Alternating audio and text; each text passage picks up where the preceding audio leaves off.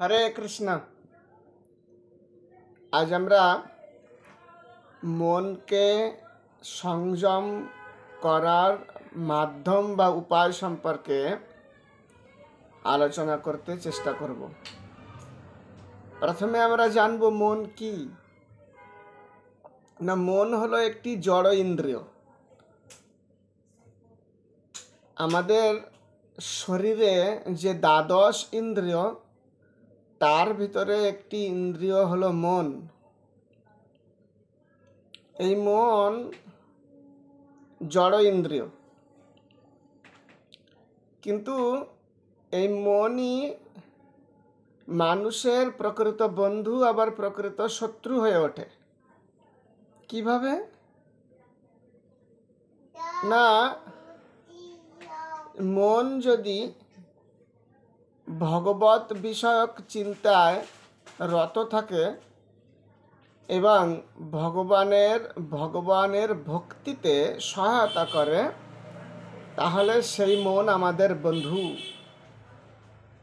কিন্তু যে মন আমাদের জড়জাগতিক ইন্দ্রিয় তৃপ্তির বিষয়ে সদা সর্বদা ধ্যানমগ্ন থাকে, সেই মন আমাদের শত্রু। বন্ধুর আত্মাত্মনস্তস্য জনাত্মৈব আত্মনা জিত অনাত্মনস্ত শত্রুত্বে বর্ততাত্মৈব শত্রুবৎ, ভগবদ্গীতায় বলা হয়েছে।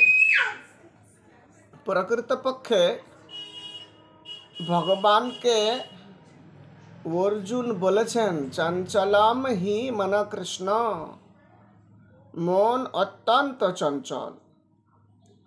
তার আগে ভগবান আমাদেরকে উপদেশ দিয়েছেন, চারটি জিনিস আমাদেরকে করতে বলেছেন ভগবান।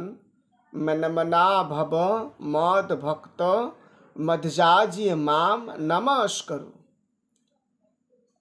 অর্থাৎ মন আমাকে দাও, আমার ভক্ত হও, আমার পূজা করো এবং আমাকে প্রণাম করো।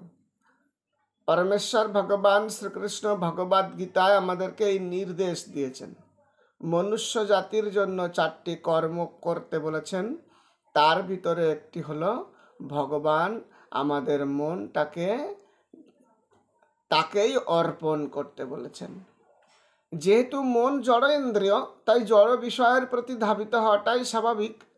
আর যেহেতু কৃষ্ণ চিন্ময়, তাই এই প্রাকৃত ইন্দ্রিয় দিয়ে অপ্রাকৃত বস্তু কৃষ্ণকে হৃদয়ঙ্গম করা সম্ভব নয়। কিন্তু আমরা যদি ভগবানের নির্দেশ অনুসরণ করি, যে অর্জুনের চঞ্চলম হি মন কৃষ্ণ,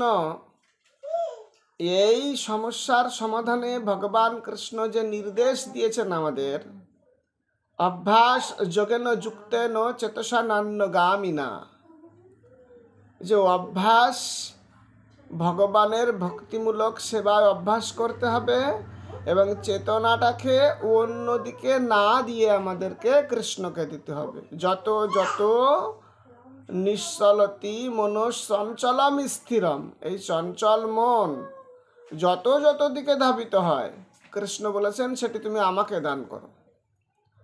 তো সেটি সম্ভব নয় স্বাভাবিকভাবেই, যেহেতু মন জড় এবং কৃষ্ণ চিন্ময়। কিন্তু সেই জন্য আমাদেরকে ভগবান কৃষ্ণ অভ্যাস করতে বলেছেন। আমরা মনে মনে এই অভ্যাস করতে পারি। মনে মনে আমরা কৃষ্ণ নাম করতে পারি, কৃষ্ণের লীলা স্মরণ করতে পারি। আমরা যে কৃষ্ণের লীলা ভূমিতে বিচরণ করে এসেছি, অর্থাৎ ভ্রমণ করে এসেছি, সেই সমস্ত সাধু সঙ্গে যে কৃষ্ণের জন্মস্থান, কৃষ্ণের ধাম, যে কৃষ্ণের ভক্তের ধাম ইত্যাদি স্থানে আমরা যে ভ্রমণ করে এসেছি, সেই সমস্ত বিষয়ে আমরা কল্পনা করতে পারি। মনে মনে আমরা ভগবানের ভক্তদের নিয়েও কল্পনা করতে পারি। যা কিছু ভগবত বিষয়ক সবই চিন্ময়।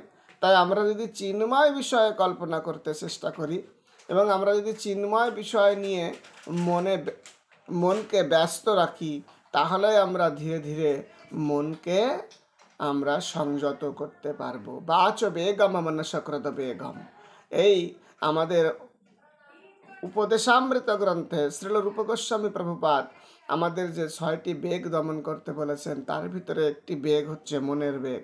এই মনের বেগ দমন করার সবথেকে সহজ উপায় কৃষ্ণকে নিজের মনটাকে সমর্পণ করা। যদি সেটা সম্ভব না হয়, তাহলে আমাদের কৃষ্ণকে মন সমর্পণ করার জন্য অভ্যাসের সঙ্গে যুক্ত হওয়া। তাহলেই আমরা সেটি করতে পারবো। আর তার জন্য আমাদের সর্বোত্তম পন্থা হরে কৃষ্ণ কৃষ্ণ কৃষ্ণ হরে হরে, হরে রাম রাম রাম হরে হরে। সর্বক্ষণেই কৃষ্ণ নাম করা। গৌর প্রেমানন্দে হরি বল।